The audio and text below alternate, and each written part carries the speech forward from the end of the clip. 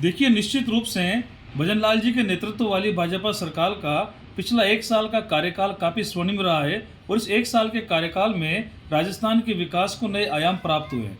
अगर हम युवाओं के भविष्य की बात करें तो पिछले 1 साल में युवाओं के लिए पारदर्शिता से भर्ती कराने के लिए भजनलाल सरकार वचनबद्ध हैं। पिछली कांग्रेस सरकार के समय अत्यधिक पेपर लीक हुए। सभी पेपर लीक होने के कारण युवाओं का भविष्य अंधकारमय हो गया था, लेकिन भजनलाल सरकार जी ने आते ही पेपर चोर माफिया पर नकेल कसी, सारे पेपर चोरों को जेल की सलाखों के अंदर डाल दिया और अब सारी प्रतियोगी परीक्षाएं पारदर्शिता के साथ हो रही है। युवा अपना भविष्य सुरक्षित महसूस कर रहा है। साथ ही युवाओं के लिए रीट की भर्ती अभी आने वाली है, जिसका पेपर आने वाला है। साथ ही सेकंड ग्रेड की भर्ती आ चुकी है, फर्स्ट ग्रेड की भर्ती आ चुकी है और आरएस की भर्ती आ चुकी है और अब तो कांस्टेबल की भर्ती परीक्षा भी आने वाली है। इसीलिए युवा पूरी तरह से अपने भविष्य को सुरक्षित महसूस कर रहा है। साथ ही राइजिंग राजस्थान के अंतर्गत कई प्रकार के उद्योग राजस्थान में आएंगे। युवा सिर्फ सरकारी नौकरी पर आश्रित नहीं होकर अब प्राइवेट सेक्टर में भी अपने कौशल को दिखाएगा और युवा सरकार के द्वारा आर्थिक सहायता प्राप्त करके अपना स्वयं का उद्योग लगाएगा, स्वयं भी रोजगार पाएगा, दूसरों को भी रोजगार देगा। निश्चित रूप से युवाओं का सुनहरा भविष्य भजनलाल सरकार बना रही है। साथ ही साथ चिकित्सा के क्षेत्र की बात करें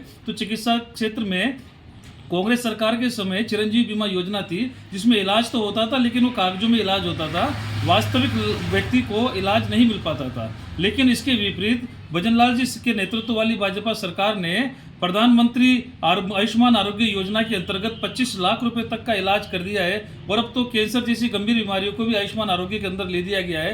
पूरे राजस्थान की जो चिकित्सालय हैं उनका आधुनिकीकरण कर दिया गया है। कई चिकित्सालयों को स्मार्ट चिकित्सालय बना दिया गया है और अब तो साथ ही साथ मुख्यमंत्री बाल संबल योजना भी आई है। आपकी मीडिया के माध्यम से मैं बताना चाहूँगा कि अगर किसी भी 18 साल से कम के व्यक्ति को अचानक कोई दुर्लभ बीमारी हो जाए, कई बार होता है ना, हमने देखा होगा कि अचानक जो ऐसी बीमारी जो 1 करोड़ में 1 लोगों की होती है, 50 लाख में 1 लोग की होती है और काफ़ी उसका इलाज लाखों रुपए में उसका इलाज होता है, जो काफ़ी गरीब व्यक्ति के लिए काफ़ी पीड़ादायक हो जाता है। अगर किसी भी व्यक्ति जो 18 साल से कम का है उसके कोई दुर्लभ बीमारी होती है तो भजनलाल सरकार ने योजना निकाली है, मुख्यमंत्री बाल संबल योजना, की उस व्यक्ति का 50 लाख रुपए तक का इलाज राजस्थान सरकार वहन करेगी और उस व्यक्ति के परिवार को 5,000 रुपये महीना आर्थिक सहायता मिलेगी।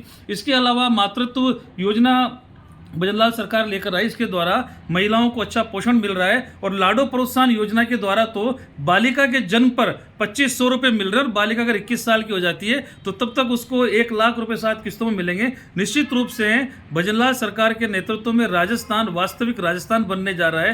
राजस्थान में शिशु मृत्यु दर में कमी आई है और यहाँ पर सुरक्षित प्रसव में वृद्धि हुई है। राजस्थान के लोगों की जो जीवन जीने की इच्छा, जिसे जिज्ञासा कहते हैं, उसमें वृद्धि हुई है। स्वस्थ जीवन मिला है और स्वस्थ भविष्य मिला है। सुरक्षित जीवन, सुरक्षित राज्य, सुरक्षित राजस्थान अगर किसी ने बनाया है तो भजनलाल जी की सरकार ने बनाया है। इसीलिए हम खुश हैं और निश्चित रूप से आशा करते हैं कि इसी 1 साल की तरह आने वाले सालों में भी और अत्यधिक राजस्थान का विकास होता हुआ ऊपर जाएगा।